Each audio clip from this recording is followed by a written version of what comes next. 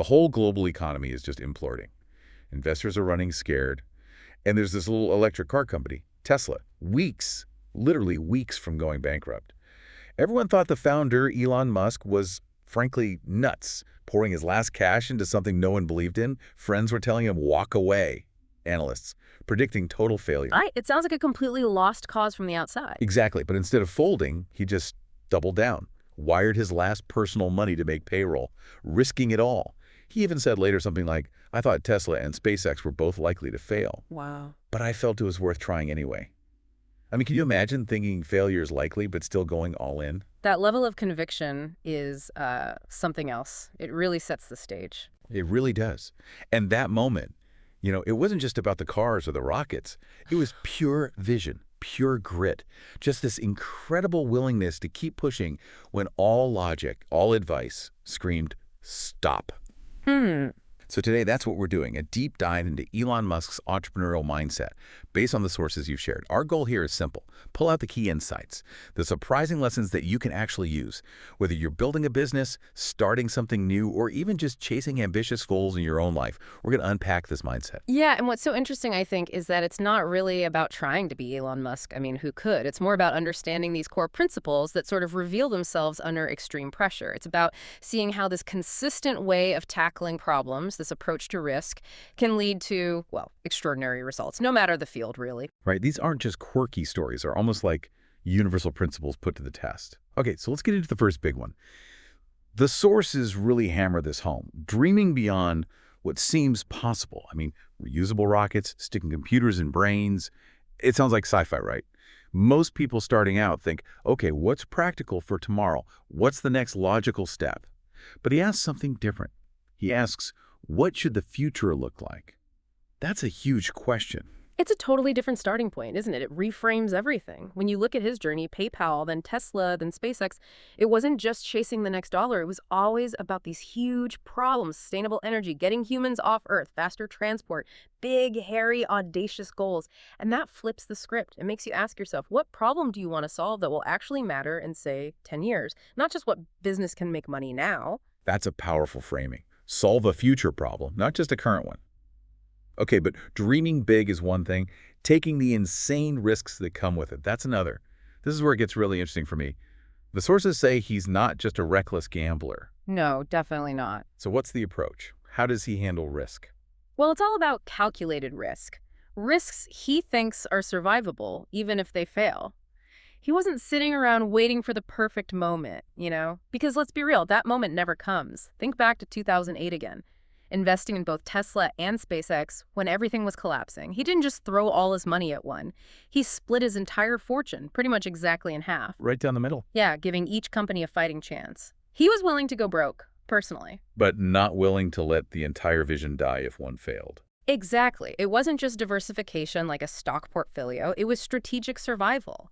It's about making bold moves, sure, but with your eyes wide open. You prepare backups. You calculate the downside relentlessly.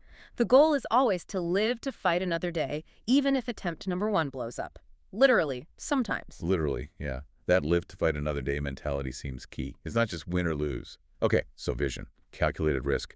What about just sheer effort? The intensity. There's that famous story, right, from Tesla's early days, the really tough production hell times. Yeah. Musk actually sleeping on the factory floor. Right there with the team. Yeah, so people would see it. He wasn't asking anything of them. He wouldn't do himself. And the 8,100-hour weeks at SpaceX are legendary.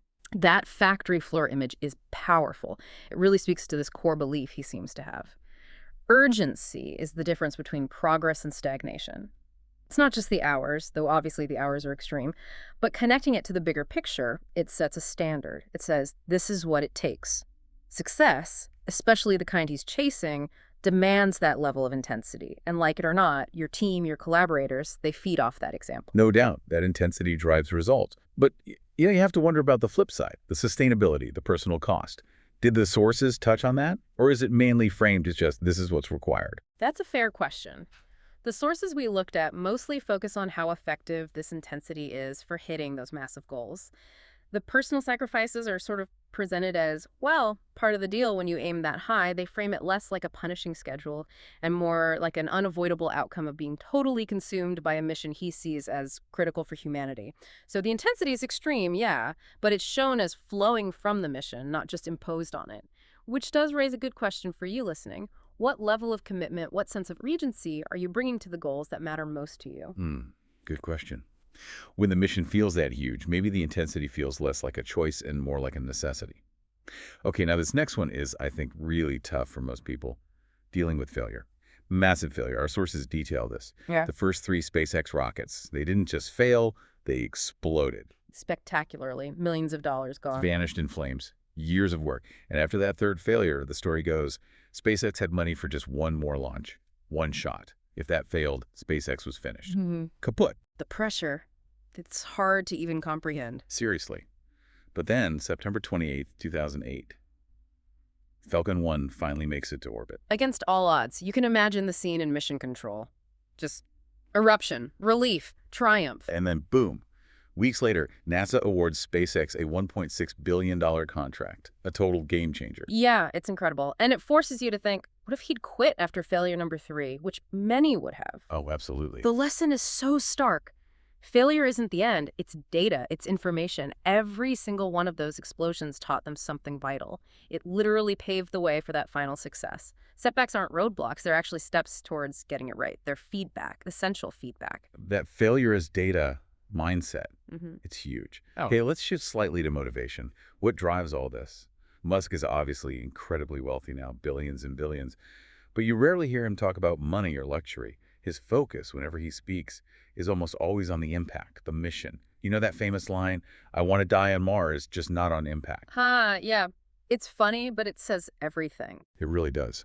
His companies aren't just selling widgets. They're built around these enormous missions, sustainable energy, making life multiplanetary. It's purpose-driven. And that mission-first approach, looking at the bigger picture, it has this incredible effect. It acts like a magnet for top talent. People want to work on things that matter. It inspires investors, the ones who see the long-term vision. And it gives customers a real reason to care, to become advocates, not just buyers. People don't rally around just a product, not really. They rally around a purpose, something bigger than themselves. It creates this sort of gravity. That's such a key insight. Purpose as your biggest asset. But, okay, maybe you listening aren't trying to get to Mars. How does this mission-first idea apply to something smaller? A local business maybe, or even just a personal project you care about? Oh, it translates directly, I think. Instead of asking, what's in it for me, the question becomes, what larger problem does this solve, or what real impact does it make? Even a small coffee shop can have a mission beyond profit, community building, sustainability, whatever it is. That clarity galvanizes the team. It builds loyalty. So it prompts a good question for you. What's your primary driver? Is it mostly personal gain?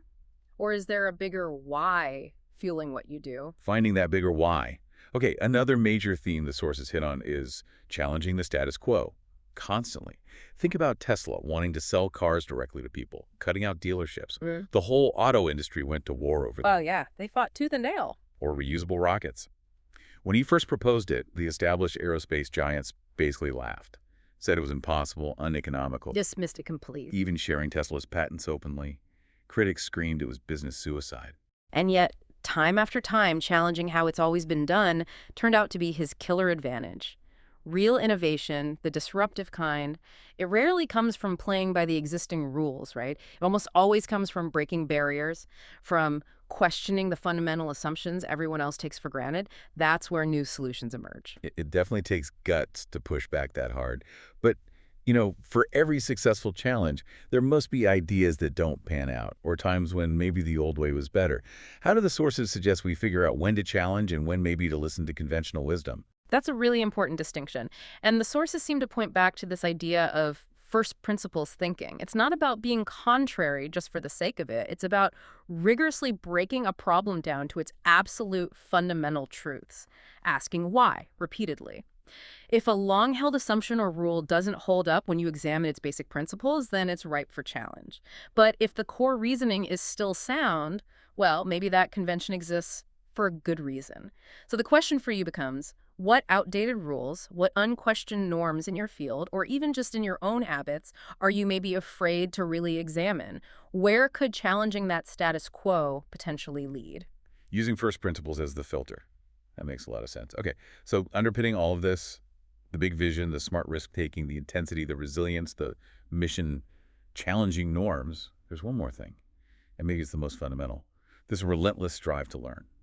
It's kind of amazing when you think about it. Musk doesn't have a PhD in rocket science. He wasn't formally trained in aerospace engineering. Nope. He taught himself. How does someone just learn rocket science? Well, again, it comes back to that first principles approach, deconstructing things to the absolute basics. He apparently devoured textbooks. He wasn't afraid to ask seemingly basic questions to experts until he truly understood. He just grilled them. Really dove into the nitty-gritty engineering details himself, building knowledge from the ground up, not just relying on what others told him. Some former colleagues literally describe it as a kind of superpower, this ability to absorb and synthesize complex information faster than anyone they knew. Wow. So the message isn't you have to be an expert from day one. It's more like you need the ability to become an expert fast. Precisely. That's the key takeaway, I think. What really matters, and this is something anyone can cultivate, is building that capacity to learn quickly, to ask the right questions, the ones that cut through the noise and get to the core, and to just never stop being curious, never stop growing. That applies everywhere, right? Any challenge, any field. It's about having that mindset of a perpetual student. That's empowering. Okay, so wrapping this all up, what's the big picture here for you listening to this? This deep dive into Elon Musk's mindset. It's not about saying you should try to copy him exactly. Let's face it, most of us aren't launching rockets or planning Mars colonies. Probably not, no. But his journey and these principles we've pulled from the sources, they act like, well, like an entrepreneur's mirror. Yeah. It holds up a reflection, asking you to look at your own approach. Yeah, it pushes us to ask some really important questions about ourselves, doesn't it? Questions like, am I dreaming big enough? Am I really stretching my own boundaries? Am I willing to trade comfort for conviction, to stand by what I believe in even when it's hard? Do I see setbacks as the end of the road or as valuable feedback? And maybe the biggest one, is my work just about me or is it serving something larger? Those are powerful questions. And for you, the core lesson is pretty simple but profound. You don't need to be Elon Musk. You don't need his life or his personality. But you do need to find that Elon Musk inside you. You know, that part of you that believes the impossible might just be worth chasing. That drive to push beyond what seems safe or easy. Think about how these mindsets, vision, risk, intensity, resilience, mission, challenging norms, learning how they could apply to your goals, big or small. What impossible thing, even just a little bit impossible, are you willing to go after? And maybe here's one last thought to chew on after we finish up. Think about an area of your life you don't normally consider entrepreneurial. Could be a hobby, a relationship, a personal goal, anything. Could embracing just one of these mindsets, maybe resilience after a setback, maybe challenging an old assumption, maybe just learning relentlessly unlock something new for you there, something to think about? What could that unlock for you?